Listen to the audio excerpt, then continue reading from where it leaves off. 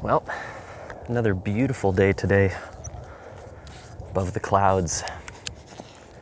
And I can see out there in the distance, we've got a little fog waterfall pouring right over the tree line.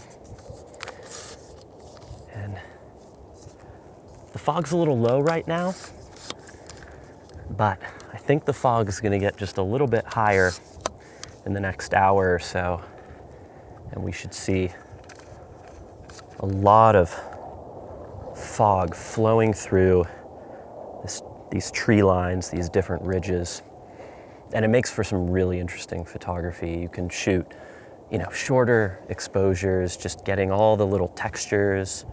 You can shoot long exposures, do like 30-second exposures, and then that just completely blurs out the fog waves and makes them look very surreal, very dreamlike. Or even shoot time-lapse. I mean, time-lapse photography up here above the clouds is one of my favorite things to do too. I think what I'm gonna do here is use the 100 to 400 lens, which I already have on my camera because I do use this lens quite a bit. Let's see if we can get close up into that fog in the distance. So right now we're at about 100, and let's go ahead and zoom in here. And look at that. That is so cool. With that bit of fog just kind of sweeping through the scene from the left to right, just kind of dipping into the trees. You can see just the top of the tree line in the distance. And then I also see another pretty cool composition. Out here, you can see this little island of trees, which would also make for an interesting shot. And I think I'm gonna try a few shorter exposures of this first. Let's see how I like those and see if it's worth doing a long exposure.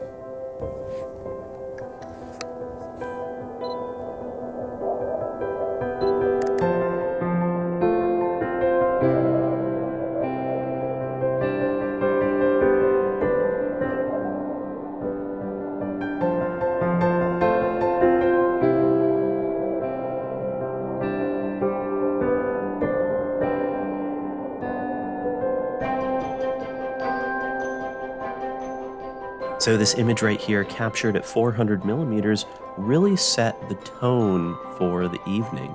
I absolutely love the mystery that's created in this photograph, with these little groupings of trees just kind of peeking out of the fog. What's so fun about capturing scenes like this is each minute the fog is shifting its position, its shape, it's rising and it's lowering back again, and this makes each moment unique even when you're focused on the same composition. I had my camera on a tripod here, just focused in on these three little peaks of trees, and as that fog started swirling around, different images were getting revealed, and this one ended up being my favorite. Ooh. The fog is getting higher. I can see it now just creeping over the road. I think I'm gonna head up the hill, see if I can get a more elevated perspective over these tree lines. I think it'll make for maybe some better compositions. As that fog started to rise and the sun started to dip along the horizon, that warm light became so much more vivid and dramatic. Some little light rays started to appear and dance across the tree line.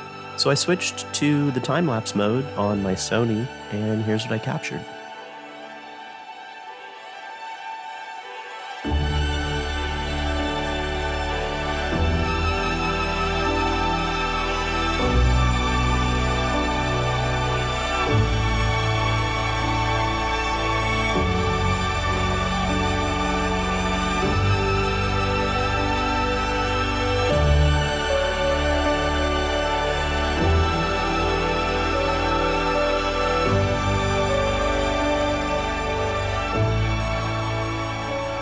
Watching the fog move across this tree line was absolutely spectacular. The fog felt like a living creature just kind of dancing through the forest, and I was having so much fun capturing the fog's texture that I didn't really feel the need to switch to long exposures.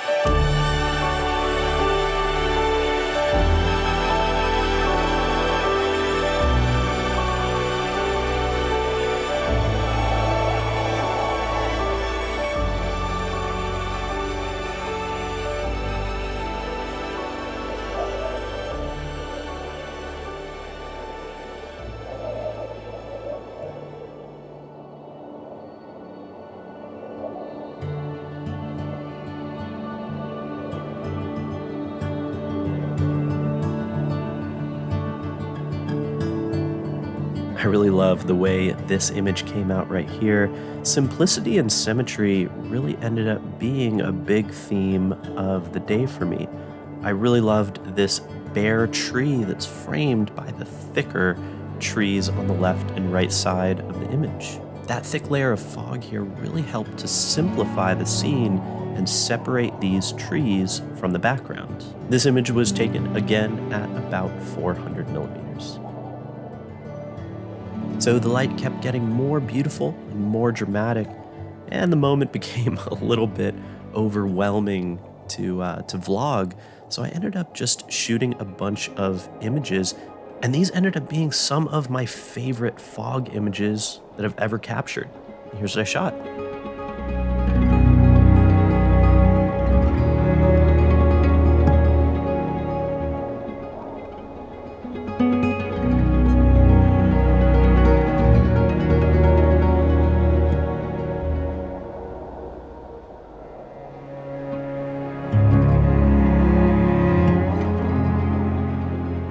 I was having an absolute blast shooting all of these images. The 100 to 400 lens really helped open up all these different possibilities and really give hundreds, if not thousands, of different options of things to shoot, all while being at the same location. And that's one of the reasons why I love it so much. Given the overwhelming nature of what I was seeing, I decided to pull the camera off the tripod and shoot all of the rest of these images handheld. I just felt like it was a little bit less restrictive.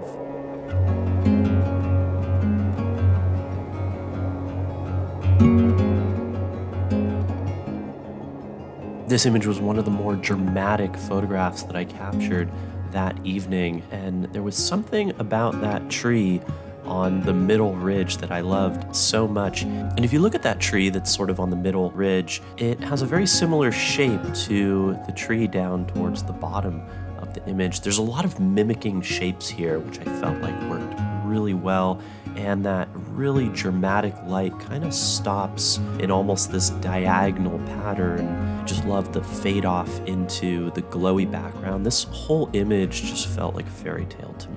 So after shooting these images, the fog was rising quite a bit and the light was getting more and more dim. But I did manage to shoot one long exposure during twilight, and here it is.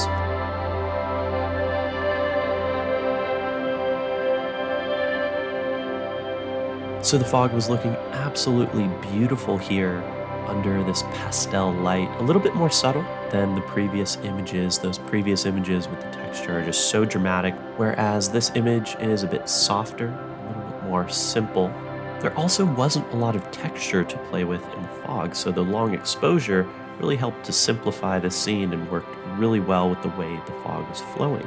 So one thing that's kind of interesting is some of the times where I've felt a little bit uninspired, or maybe I feel like I'm going through some sort of creative burnout, or even that I'm going to locations that I've photographed many, many times and I'm starting to get, in a sense, bored with those places. One little trick that I've done, and I did it during this shoot, that I found really helps to get me a little bit more motivated, is to give myself a project of some kind, to give myself a goal to focus on and fixate on during the shoot.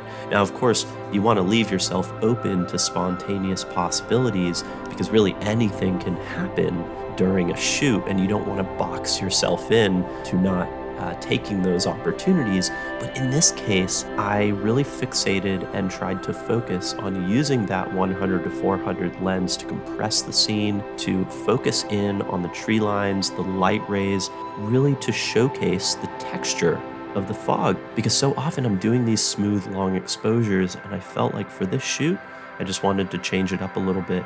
And I felt like that helped allow me to take images that I was really proud of.